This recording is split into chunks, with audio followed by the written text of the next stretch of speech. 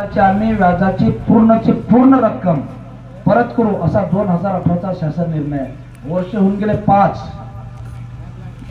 व्याजाची 1 रुपया रक्कम परत केली. 1 रुपया रक्कम परत केली.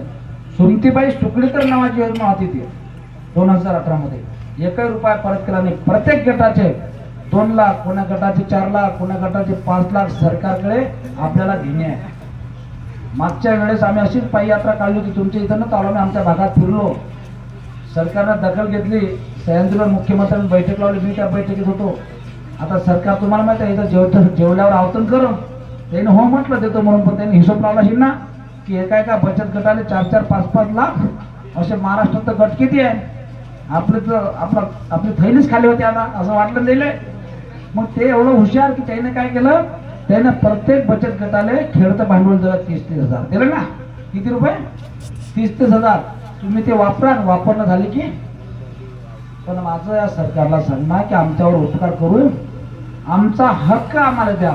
जो 2018 मध्ये शासन निर्णय झालेला आहे त्या शासन निर्णयानुसार आमच्या एका गटाचे 2-2, 4-4 लाख रुपये तुमच्याकडे फिरतात. ते सर्वचे सर्व पैसे आमच्या बचत गटाच्या खात्यात आले पाहिजेत. ओके, बरोबर आहे ना. बँकेचं कर्ज अनेक लोकांकडे आहे का तुमच्याकडे? पीक कर्ज घेतलं ना. मला 30-40 लोकच कर्ज घेणार. 34 जण. मी त्या सर्व लोकांसाठी अर्ज देणार आहे. ते अर्ज ज्याचे म्हणजे आता सध्या नाही, राजू शेट्टी साहेब कर्जमाफीचे अर्ज पाठवून राहिले. ते अर्ज मी 30-35 अर्ज मोजके सुरेश भाऊकडे देणार आहे. आणि ते अर्ज भरून तुम्ही ते अर्ज स्वतः तिथं घेऊन संग्रामपूरला यायचं आहे. आणि दुसऱ्या बाजूने आपल्या बचत गटाचे पैसे आपल्याला व्याजाची रक्कम 2-2, 4-4 लाख आहे ते परत मिळण्यासाठी त्या महिलांसाठी मी मला घरच्याला पाठवून, नाही तर मग तुमच्याजवळ व्यवस्था करून देईन. त्या अर्जाची महिला बचत गटासाठी जे महिला बचत गट रेग्युलर चालू आहे त्या गटातील प्रत्येक महिलाचा जो अर्ज भरायचा आहे. पैसे भरपूर येतात, चिंता करू नका.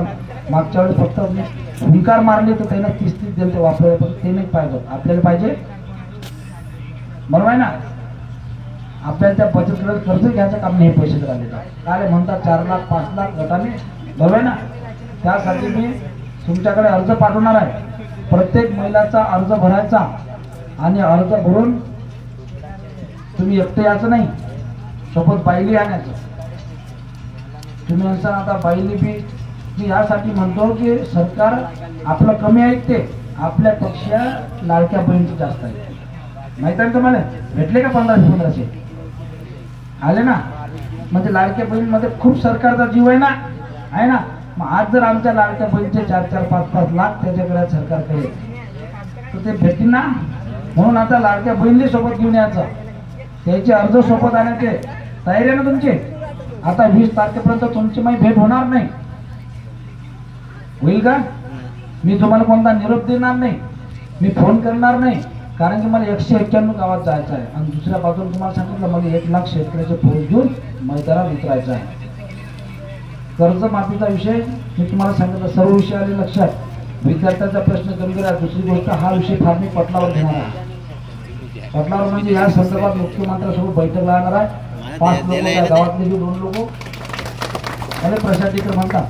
आणि तुम्हाला जाहीरपणे सांगतो ह्या सर्व मागण्या संदर्भात 20 तारखेपर्यंत जर सरकारनं निर्णायक भूमिका घेतली नाही, आमची स्वाभिमानी शेतकरी संघटना काही जिल्ह्यापुरती मर्यादित नाही, अख्ख्या महाराष्ट्रात आहे. तुम्ही टीव्हीवर पाहत असता उसावाले शेतकरी कसे आहेत. सारे संघटनित लोक आहेत. ते आता उसाचे टेम्पे घेतात, रस्त्यावर येतात. जोपर्यंत साखर कारखानदार उसाचे भाव जाहीर करत नाही तोपर्यंत ते मैदान सोडत नाही. 15-15 दिवस घरी जात नाही. दरवर्षी त्या आंदोलनामध्ये 2-2, 3-3 शेतकरी पोलिसांच्या गोळीबारमध्ये शहीद होतात.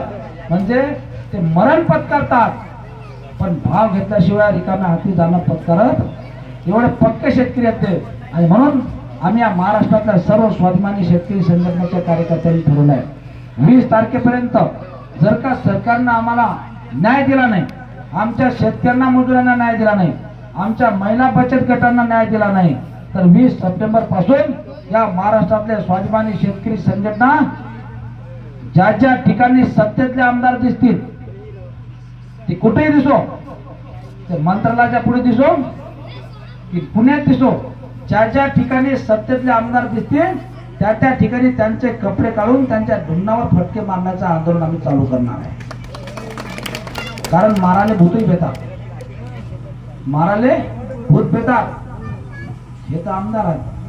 जशा जशा तुम्ही पाहिलं ज्यावेळेस आपण सुरुवातीला पाऊस पडला आपल्या शेतात तिथे वाणी बाहेर येतात ना, तशा निवडणुका जवळ आल्या की नेते बाहेर येतात. आता निवडणुका जवळ आल्या, आता बंद नेते बाहेर निघतात. यायले जरीस आणा लागते, यायले महाराष्ट्रात फिरणं बंद करावं लागते.